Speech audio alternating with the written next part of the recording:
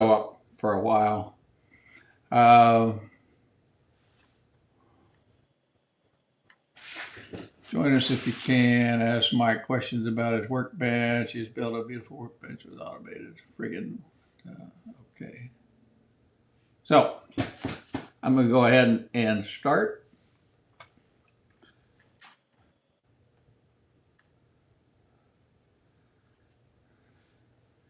All right, Paul Carlson here, Small Workshop Guy. It's going to be a good day today here in our workshops. First thing I want to do is prove to everybody that I really am the owner of a small workshop. So I'm going to kind of show you a view here of my one-car garage. So that's from one angle, showing the garage door and some stuff. Down in the bottom right corner, you might notice a Powermatic base. There was supposed to be a 73-inch Powermatic jointer on top of that today, but it showed up, and when I unboxed it, it was all the cast iron was broken, so it has been sent back. And then here is a view from the other direction looking into the garage. So in fact, a 200 square foot garage. The first thing I'm going to do is review a couple of videos of the week. What I try to do is watch for YouTube videos that are released during the week that would be good for myself as a relatively novice woodworker, always trying to learn more, and also good for raw beginners. And there's so many YouTube videos, obviously, particularly if you're like me and you subscribe to 500 different ones. It gets a little hard to find the needles in the haystack. So I'm trying to do a little bit of a service to do that for you. Hey, Nathan, how are you? And so the three that I have to kind of talk about today, and I will put links to them when this live broadcast becomes a recorded broadcast. I'll put links in the comments down below. First one is a gal named Laura Kampf, Kampf, and she's got one called How to Avoid Math. Actually, the thing is measuring, marking, and math. And it's a pretty good little thing where she hates math and doesn't want to do math in the workshop, and so how she works around that. So take a look at that, particularly if you're not good with math. I happen to be a math major, but that's a different story. Second one I highly recommend, and he keeps coming out with great videos all the time. He seems to just have aimed them right at me. You know, I'm considering upgrading my bandsaw, and so wow, right on time. Stumpy Nubs brings out a what you should really be looking for in a bandsaw for woodworking. And he talks about the pros and cons of the different types and the steel versus the cast iron and so forth. So I highly recommend that one if you want to increase your education about the bandsaw. The fellow that's going to show us his workshop today has a bandsaw in storage that, as he describes it, has its own weather system on the top. I think it's Mike's here. I can hear him on audio. Mike, how tall is that bandsaw? It's 9'8", I think. 9'8" inches. So anyway, somewhere in. He's got plans for that when he builds a new workshop, and you're going to love seeing Mike's workshop today, including his workbench. The last one is how to true up a shooting board if you are getting into any kind of joinery work.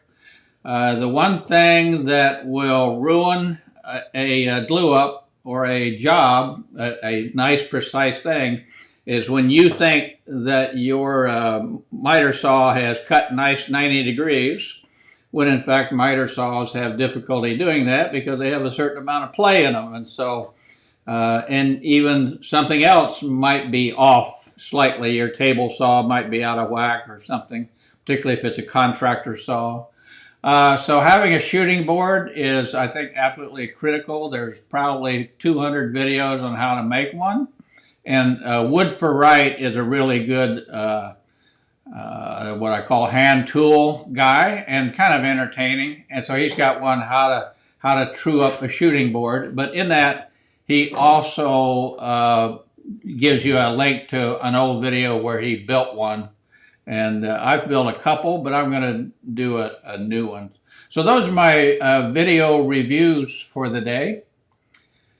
And we don't have a lot of people online here. I think I've got Nathan sitting in his truck in Pennsylvania, ready to go out and fix the lines for Comcast somewhere if you go down. And I've got Mike on Skype. I'm going to bring Mike in now. And you guys are going to love Mike's workshop, particularly his workbench. So let me find the right camera here. And so Mike and I are both on. Nathan, Howdy, howdy. give us a comment, Nathan, and let us know if you can see us and hear us. What's up, Nate?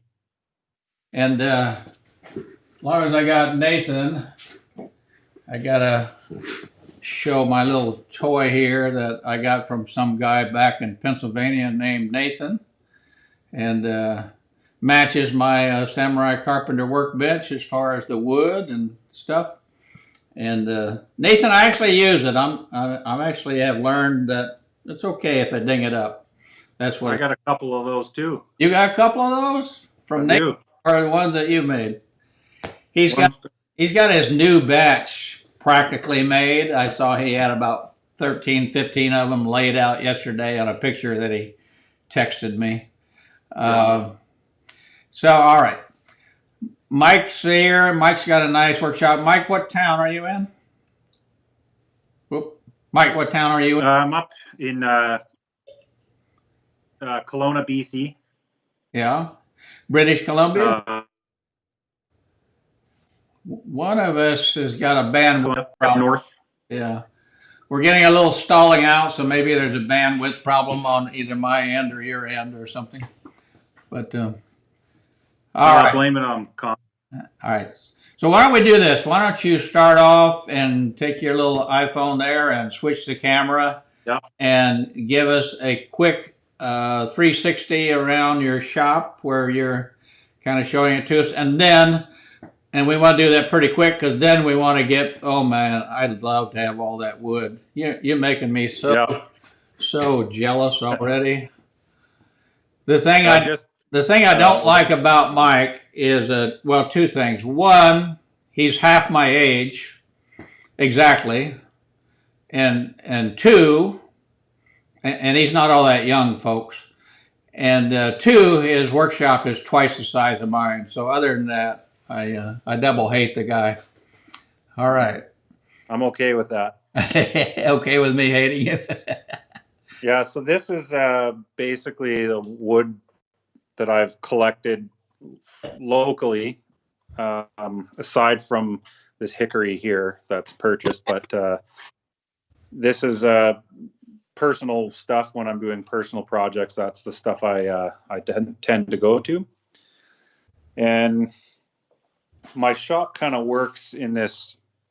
I have my whole setup: workbench, outfeed table, table saw, and I can walk all the way around.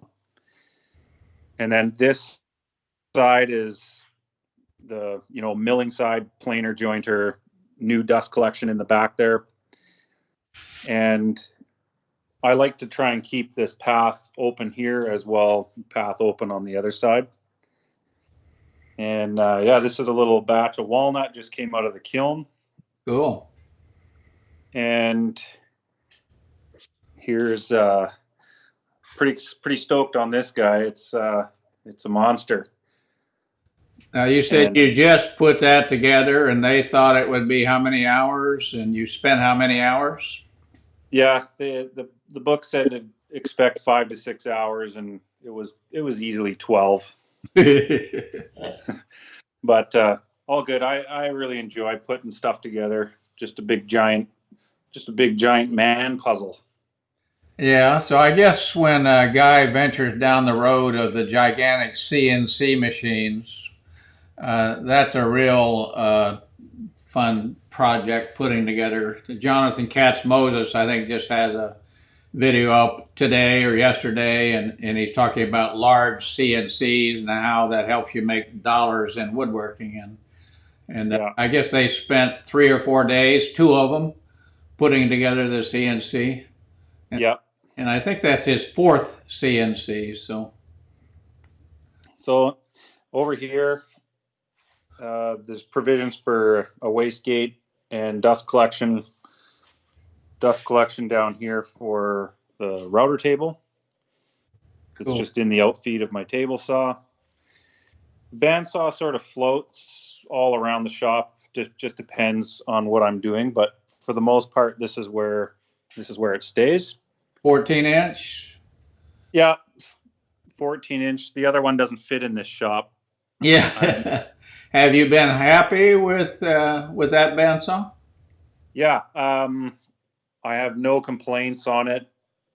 Obviously, when resawing anything over about 10 inches in height, I would, always want more power. Yeah. But it's great. It's great value. It's really comparable to the Laguna, and as far as price point goes, Is there so no complaints there. Is there that much different price wise between a 17-inch and a 14-inch? And going back again, if you find yourself limited on your resaws, would you recommend to people that they generally for tools tend to go ahead and go for the bigger one, even if that means saving and waiting? So with the bandsaw, I would say of all the tools, it's the one where you spend the most you can afford. More power.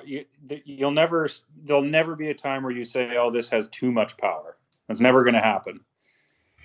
The bigger the flywheels, the bigger the band is, the smoother everything is, the nicer it is for scrolling, the better it is for resaw. It's just a matter of what do you have for space, and how familiar are you with the bandsaw to be incorporating it into your daily routine. The bandsaw is extremely useful.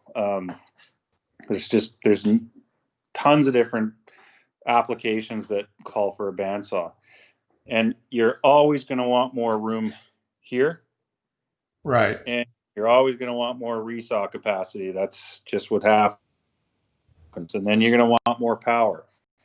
Mike, do you use yours? Do you use yours to do an initial cut on rough lumber in lieu of cutting it on your table saw? Absolutely, yeah.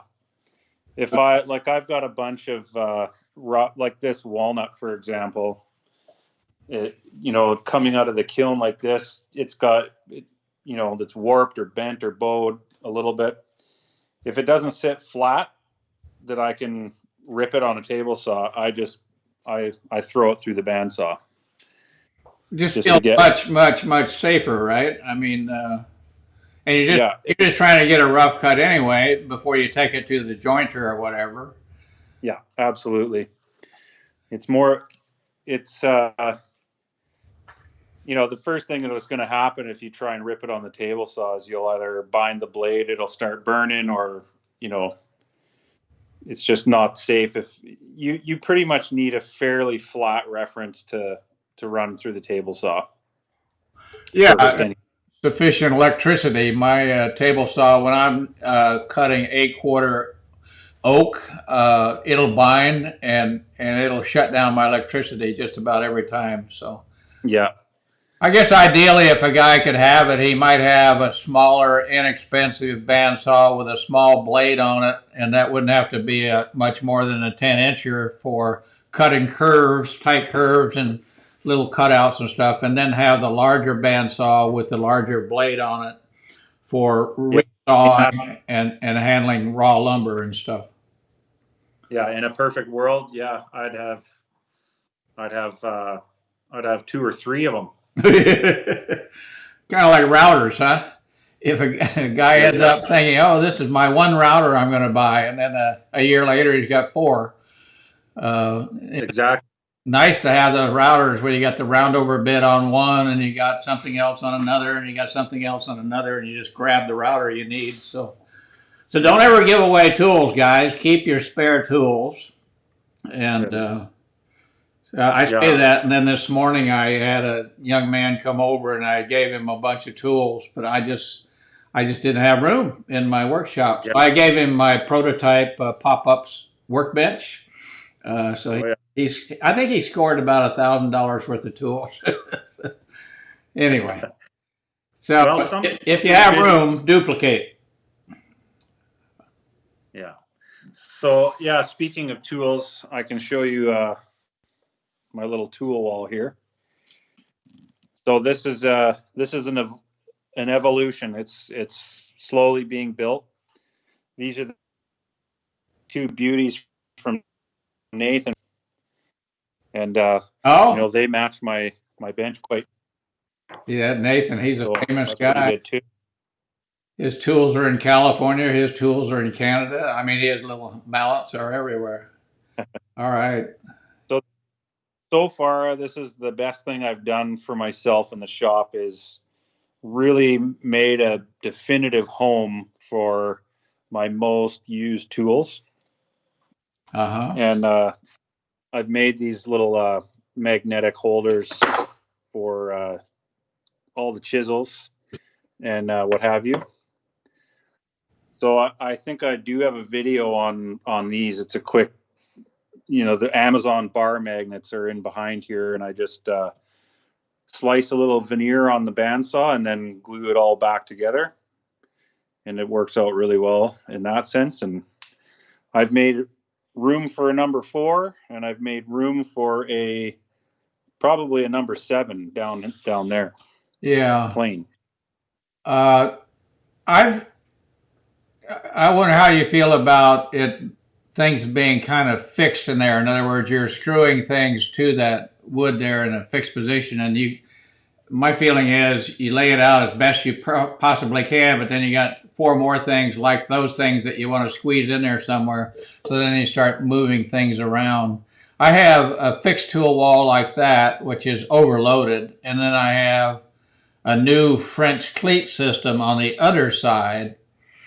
And I'm thinking that if I was to do the fixed tool wall again from scratch, I'd probably go French cleats just so that I'd have a lot of flexibility. Yeah. Yeah, definitely.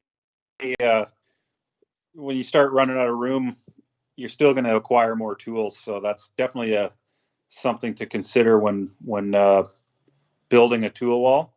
Yeah. So and that's exactly what's happening for me. So I just decided I'll just build a new shop. So Mike's got a 400 square foot shop that you're looking at here, a 2-car garage, I think. But he's going to build a 2,000 square foot workshop. Yeah, just a little bit over that. That's the plan, anyways. Yeah. We'll see. We'll see what happens. Let's see. So then I can hate you. I can hate you 10 times as much when you get that done. So, too, some of you have already seen this. We were talking about shooting boards earlier. This is what they call a donkey's ear shooting board, and it is for doing. So if you have a board like this, and you want to put a miter on that edge, maybe you're building a box or something. yeah. That's what this is for. And so you just run your plane in like this. And you obviously made all of this. This is not from Veritas, right? Yeah, the track here is this is purchased. Yeah. The design is for their just their traditional shooting board. Yeah. But this is I made all this, and so if you look how this is on a slope going down. Yeah. And Yeah. the blade itself in their shooting plane is also on a slope. So it just helps for, especially when you're doing end grain, it's slicing at it rather than just meeting the wood straight on. Yeah. And And can because I've you got so move many you different, remove the angle thing easily for a regular 90-degree cut? no, it's all permanent. It's purpose built just for doing this.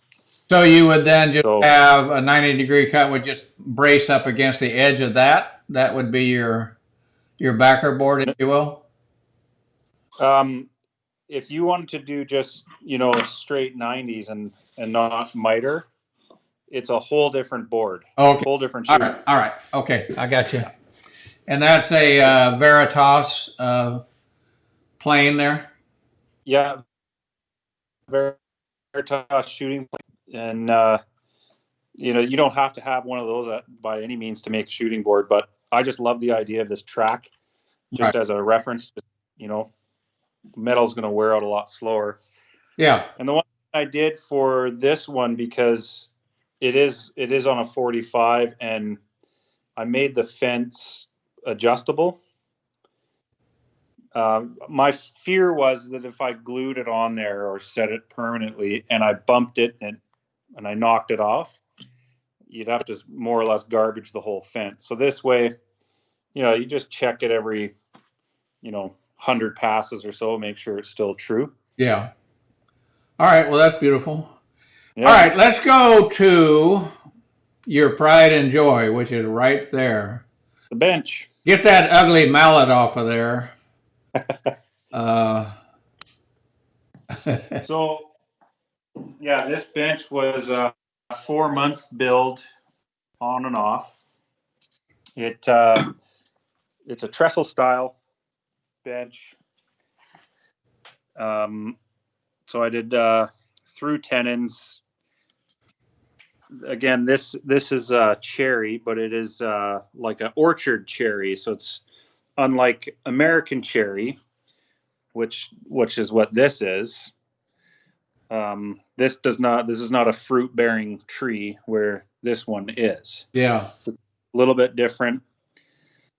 And the bench, actually, believe it or not, isn't done yet. I have a shelf to build yet down in here, but I want to use it for another few months, 6 months or so, really get the hang of what I use around here and what I want to put down there.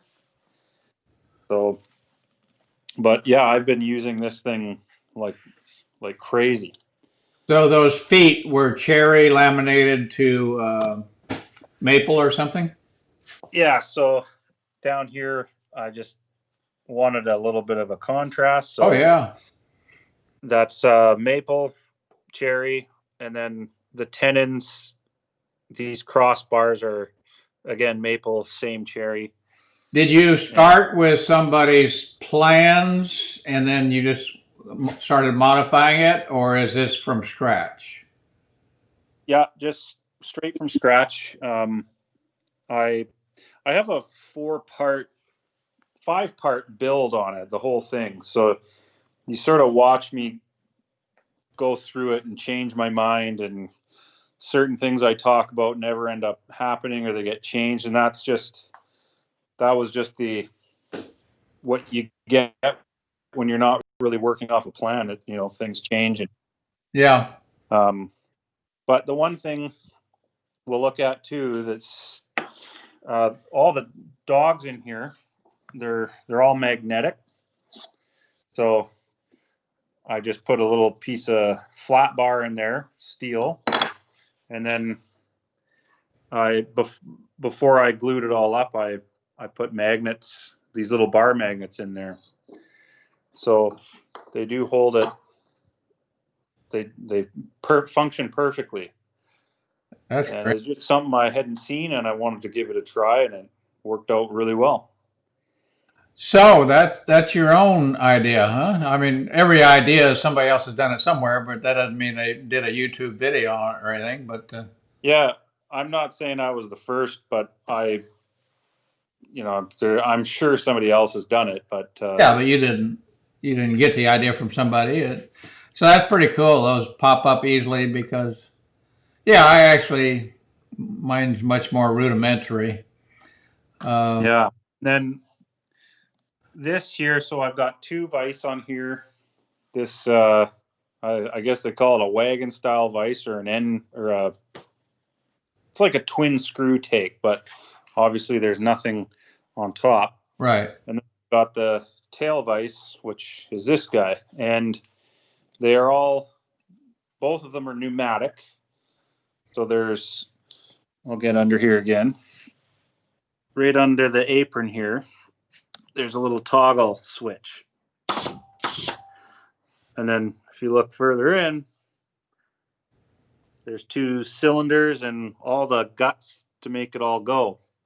And then there's another cylinder there. I don't know how well that's showing up, but That's showing up very, very well. Very well. and What's the price point on each of those or all of that electronics under there? yeah, so I do go there. There is, I think, the last video I posted on this bench, I sort of touch on all that. But if for a vise like this, for example, you could be, if you have the compressor already, which most people have an air supply already, you for in US dollars, you could be into that for $250. Huh. And a vise like the tail vise, it's a little more complicated. There's a few, little things you got to work around, but that can be done for less money than that. So I've had quite a few guys now have reached out for parts lists and so on, and I'm able to fill all the parts all from Amazon Prime. And some of these guys are putting them together for under $200. So that's less than throwing on a Veritas twin screw vise. It is. And, like I've explained in the video, the one thing you're going to lose when you have this style of vise is that mechanical feel that you would get from like cranking your vise closed. Like that's gone. Uh It's huh. a it's a different feel. It's not hydraulic. It's not mechanical. It's just a button. But I'm a few months into this now, and Yeah. Hold on for a moment. I don't want you to operate it yet. So everybody, when you watch this, think about how long it takes you to open your vise up 3 or 4 inches to put something in it and then to close it back down. And then with that in your mind, I'm going to have Mike now open his vise and then close it. yeah. So let's say you want this is, I don't know, about a 2.5 inch piece of cedar. Ta-da! That's locked in there. If you want to change out, go to a thin piece. It's in there, and there's no. Sorry, that's my compressor going. That's all right. So Nathan, you and I were talking about vices today for your daughter's workbench that you're doing. Of course, you're going to use it for 30 years before you give it to your daughter. But so maybe you want to talk to Mike and look at putting some pneumatic vices in your little 4.5 foot workbench. So that's this one, and honestly, I use this a lot, but I use I'm gonna flip you around here. You This is have the one that's weighing. very few dog holes. Can you discuss that with me? Bench dog holes? Is that just because? They're not all drilled yet. Oh, okay. I got you. I've got they'll be twice as many as you see here, um, but yeah, this vise I use substantially more because I work with a lot of pieces, that are like this, and I'm sanding them. And the brilliant part about this, so it's just So that's, your tail vise. And then I'll put you back down here. So somewhat figure it out. And that's in there locked. And now I can sand this face. And the whole reason I dreamt this all up was because I use a Festool Rotex, and that thing, if you're on a small little piece like this, if you don't have it clamped down, it'll just throw it across the room. Is that right? So I was trying to sand fast, and I found that I was always, even if you're using hold fasts like this, Yeah. you can't. You're always going to have a piece that's on your, Right. You can't sand that. Yeah, they're in the way. So. Yeah, and I just found at the rate that the Rotex works, I'm constantly flipping and moving it around. So with this vise, it's just super quick. Yeah. And then the other beauty part is if now, say you want to switch out and you want to work on a longer piece. So depending on the distances with the old style vise, you might have to screw it way out or screw it way back in. Right. This, there's not really much weighting, and then that's in there. Yeah. No, that's incredible. That's incredible. So, but yeah, if anybody's interested to, I did like about an 18-minute video where I walked through the whole bench and explained all the little parts and pieces, and yeah, if anybody's curious on the parts that are involved or the wiring, most of it's in that video. Otherwise, you can find me on Facebook or Instagram. It's at Do It Newitt on Instagram, and then I think I'm just Mike Newitt on Facebook. Yeah. Okay. And do you ever see yourself maybe sourcing that for people or something, or? I thought about it, but I don't know. Probably no margins in it to make it worthwhile. No, and it's one of those things that if somebody's decided they want to do it, they're also sort of committing to a little science experiment. It's not like when you buy the Andy Klein vise or a twin turbo vise that an actual vise is shipped to you and you just sort of install it to your bench. This is something that you're parting together, and you're responsible for making it work. And so I don't see myself ever sourcing this or putting it into production or anything like that. What made you think about doing it this way? What is your background that made you comfortable starting to add pneumatic switches and stuff underneath your bench? I don't know if my background supports it. But I have this. I like to conquer things, and if I have an idea, and it's not going to cost $1 million to get there, then I'll try it. And I've never felt that these are better or are going to replace the mechanical vise. Like, I actually have plans to build a second bench, and I'm going to use all mechanical stuff. Yeah. Yeah. And I'll just have the two of them, and yeah. But people always ask, well, what happens if the power goes out? Like, well, if the power's out, then the lights are out. Go inside and stop working for a little while. I watched your video, and I'll put a link to Mike's YouTube channel and his videos in the comments. But I watched your video, and where the old timers were saying about safety, like you're going to get your fingers caught in that vise and stuff. Yeah.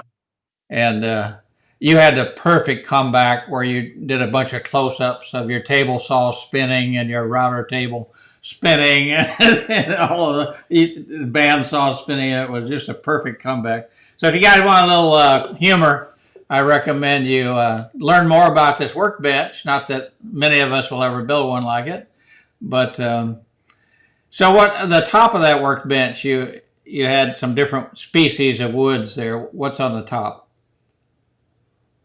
Like Yeah, so it's yeah, the top, it's just maple and cherry. So this is the American cherry. Came from Missouri. I found it. It had been sitting there in a barn for 20 years, and I happened to come by. And this maple was came down in a storm about 15 years ago in a little town close by to us, and so it all just made its way into my bench. But yeah, the top is just cherry and maple.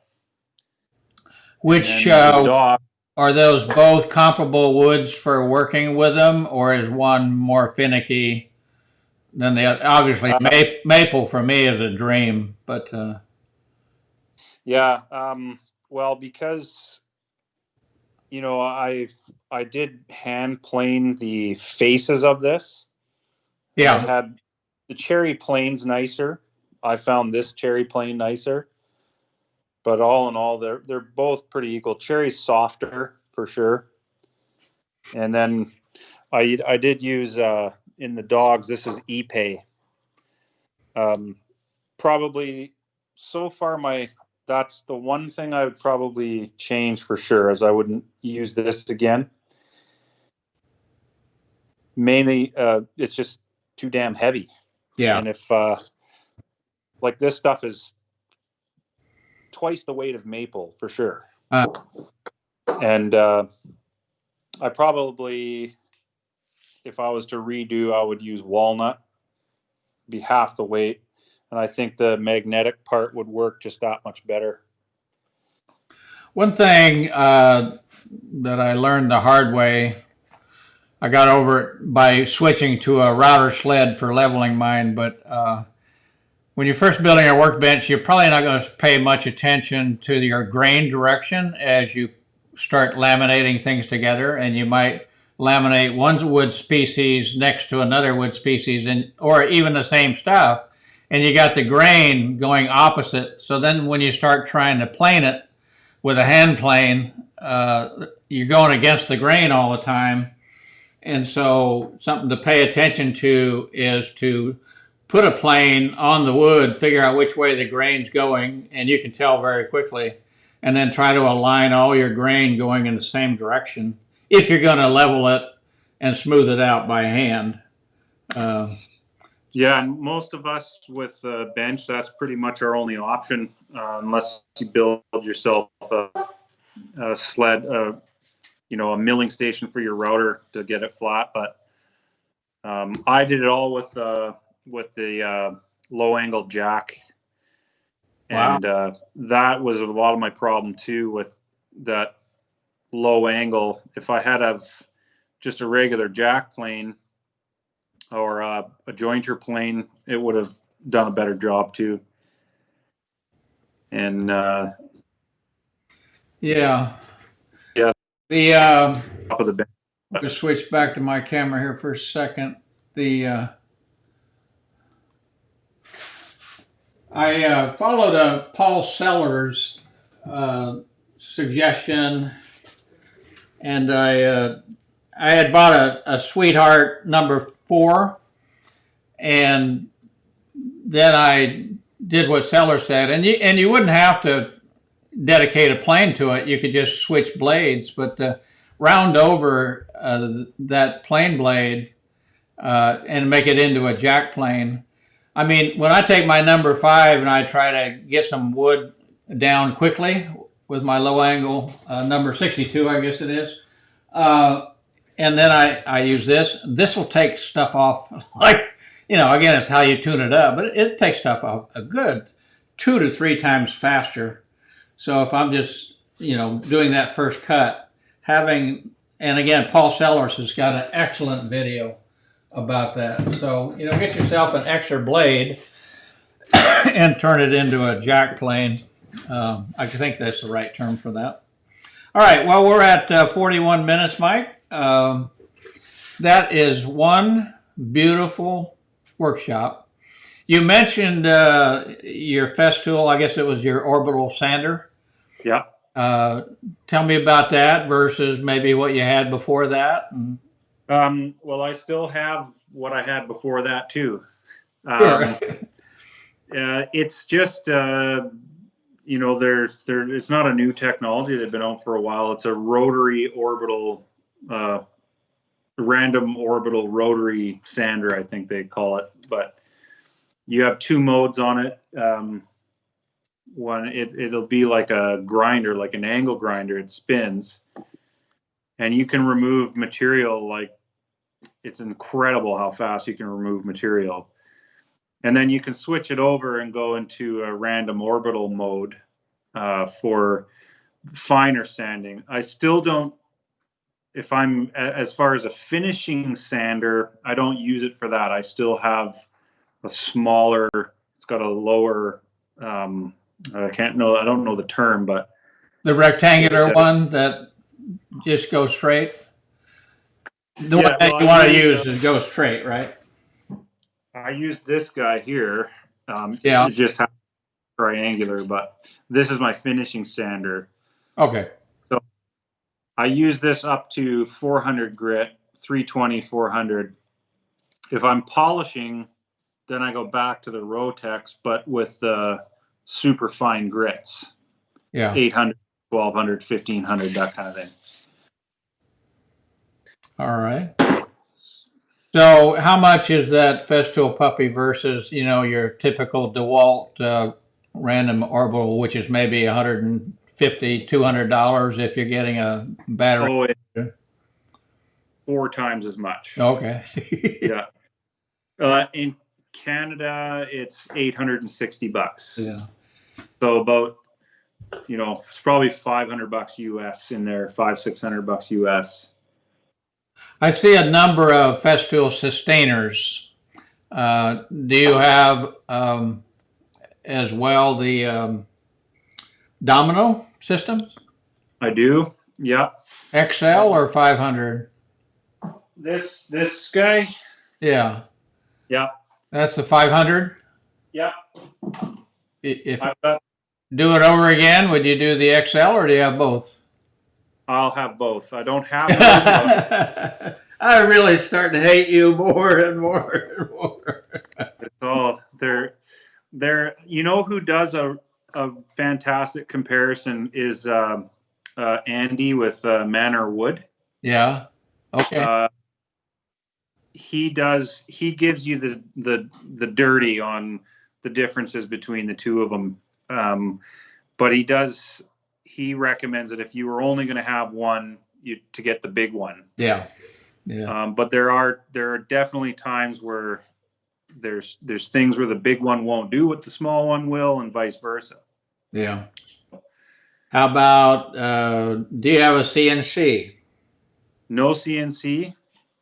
There won't be one in this shop, but I will definitely make permanent provisions for one in the new shop. Great big old 4x8 or 4x10 or something, huh? Yeah, something like that. Yeah, I thought about investing in a smaller 4x4, but I just figure that I'll grow out of it too soon, and so I just put the brakes on that and get it in the next shop. I have a CNC that's unlimited.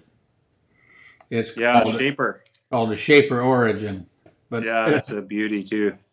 Yeah, but it's actually pretty small, but it's the most expensive item in my workshop. I mean, I paid $3,429 for it, but who's counting? But that was the $500 for the 2-year warranty and shipping and sales tax and everything else. But anyway, it's one of those tools when you get it.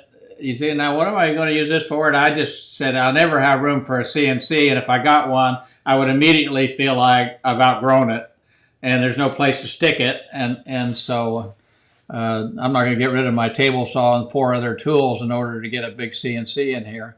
Yeah. But I thought, hey, this thing, this is like unlimited. Now, it's a very different animal. The other ones, you program them and you walk away. And this one, you program it and you push it around. So Yeah. don't get the shape or origin thinking that it's numerically controlled. You know, it's a phenomenal machine. I love it. But it is not a traditional dedicated CNC. So, all right. Well, I mean, yeah. it have its advantages if you were doing some kind of inlay work on someone's floor. I mean, you can take it to site and do your job there, right? That's the major thing you see, doing any kind of an inlay out on a job site somewhere. And then the people I see using it a lot are these large dining room table makers and stuff, and they're doing their live edge. And so they're able to use it with a predetermined pattern that they cut along on one half, and then they can match that exactly on the other half and get their 2 live edges together if they're not trying to do, and hopefully everybody will stop doing rivers, but you know, if they actually want to put them together. But so it's incredible. And then now it's only got like 3/4 of an inch plunge on it. So I thought, well, that's no good. You're not going to be able to do anything of size. You know, what if I got an 8/4 depth, you know, table? Well, you just go ahead and cut the pattern for the 3/4 or a 1/2 inch, and then you use a regular router bit with a regular router, you know, with a pattern bit in it to follow that to cut it as long as you can make your router work. So that's really not a limitation. So I see these gals doing just phenomenal repair and stuff on dining room tables using it, and they've actually got 2 big setups and 2 of them, and they're running them all day long, and they produce some beautiful work. So yeah, it's one of those things that once you start getting into it, it's eye-opening. I'm not work at that level, but and I'm fortunately at the age and place financially where I can buy toys and play with them.